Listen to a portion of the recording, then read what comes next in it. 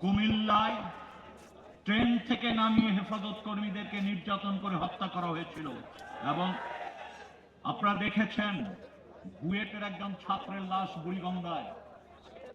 এই সবই ওই গণহত্যারই চিহ্ন। এই 15.5 বছর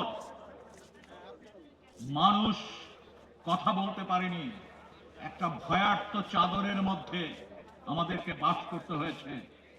আমরা গুমের খবর জানি, খুনের খবর জানি।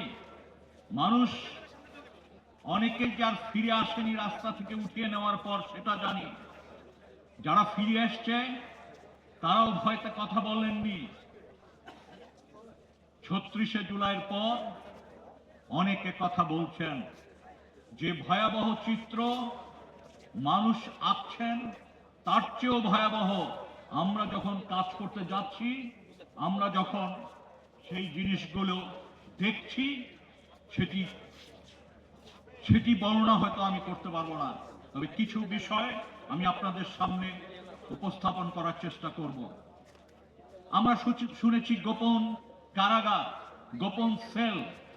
আপনি ভাবেন তো, মাত্র 3.25 ফিট আর 4.25 ফিট জায়গার মধ্যে, এবং তারও এক পাশে পয় নিষ্কাশন ব্যবস্থা রাখা হয়েছে, অর্থাৎ 3 ফিট জায়গার মধ্যে একটা মানুষকে বন্দি করে রাখা হয়েছে মাসের পর মাস, বছরের পর বছর। একটি মানুষ যখন গুম ছিলেন তিনি জানেন না যে কয়দিন ধরে তিনি আছেন। তাকে সেই দিন গণনা করতে হয়েছে।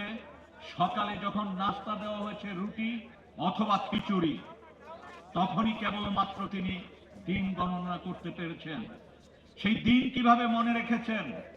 আপনারা জানেন গুহার ব্যবস্থা, গুহাতে যেমন মানুষ আত্ম, এখানেও মানুষ প্রতিটি দিন একটা করে আঁচড় দিত।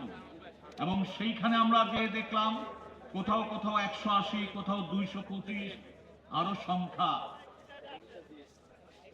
আমরা দেখলাম সেই কুটারিতে লেখা আছে, I love my country, I love my family. কেউ কেউ বিভিন্ন সূরা লিখে রেখেছেন, কেউ কেউ দিয়ে একটি মোবাইল নাম্বার লিখেছেন। আমরা চেষ্টা করছি ওই জায়গাগুলোর যা কিছু আমরা পাচ্ছি সেটি দিয়ে শনাক্ত করা, এবং যেই মানুষগুলো এই ধরনের গুম খুনের সাথে সরাসরি যুক্ত তাদেরকে চিহ্নিত করতে। এই সুযোগটি আমাদের এসছে 36শে জুলাইয়ের কারণে, ছাত্র জনতার গণ অভ্যুত্থানের কারণে। এই সরকার এই বিষয়ে যে উদ্যোগ নিয়েছে, কমিশন যথাযথ দায়িত্ব পালন করার চেষ্টা করছে। আমরা আশা করছি খুব শীঘ্রই আপনাদের সামনে বিস্তারিত উপস্থাপন করতে পারব।